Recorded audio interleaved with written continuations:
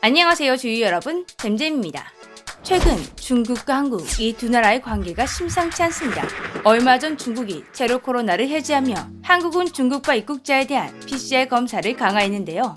이건 한국뿐만 아니라 다른 나라들도 똑같이 조치를 취했습니다. 그러나 중국은 한국에게만 보복 행위를 취하고 있죠. 일본에게도 비자 보복을 했었지만 지난 29일 발급 제한을 해제, 다시 일본인에 대한 비자 발급 심사를 재개하겠다고 발표했지만 한국은 오히려 이번 달 말까지 예정되었던 단기 비자 발급 제한을 다음 달 말까지 연장하겠다고 발표했죠. 완원빈 중국 외교부 대변인은 지난 10일 중국에 대한 제재에 대등한 조치를 취하겠다는 입장을 밝혔는데요. 그리고 중국 언론에서는 중국 여행객을 막고 있는 건 한국만 손해라면서 혐한 여론을 부추기고 있는 상황입니다. 그런데 솔직히 여론, 한국이 더 받아야 되는 것 아닌가요? 중국과 입국자에 대한 PCR 검사 강화, 이건 자국민을 보호하려면 당연히 강화를 해야 하는 것입니다. 오히려 이걸 안 했다면 한국 정부는 한국인들에게 욕을 엄청나게 먹었겠죠.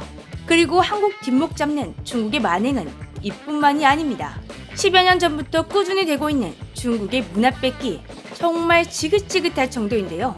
최근에는 한국의 음력설이라든지 한국 기관, 한복, 김치를 언급한 연예인들에 대한 중국 네티즌들의 악플 공격뿐만 아니라 해커들까지 동원해서 공격하고 있습니다. 중국이 취하고 있는 스탠스는 이렇습니다. 한국은 김치, 한복, 음력설과 같은 중국 문화를 훔치려는 나라다. 14억 인구로 밀어붙이며 해외에서 엄청나게 선동하고 있으니 우리 입장에서는 속수무책인 사항입니다. 한국 커뮤니티에도 중국인들이 점령했다는 사실 이미 많이 알려져 있죠. 근래 들어 심각해진 정치적, 남녀, 세대 갈등, 이 사태를 악화시키고 있는 주범들의 댓글이나 활동 기록을 보면 중국과 관련된 사람들이라는 게 너무나 충격적이었습니다. 그러나 다행히도 세상에는 점점 한국 팬이 많아지고 있습니다. 오늘 영국에서 이런 놀라운 소식이 전해졌기 때문인데요. 미국에 이어 영국 런던에서도 김치는 한국 음식이라는 걸 알리는 김치의 날을 매년 11월 22일로 지정했다는 것입니다. 유럽에서는 처음으로 지정된 것인데요.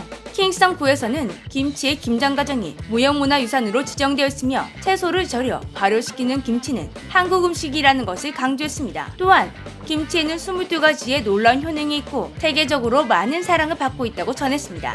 김치의 날 지정은 올해가 한영 수교 140주년을 기념하는 의미이기도 한데요.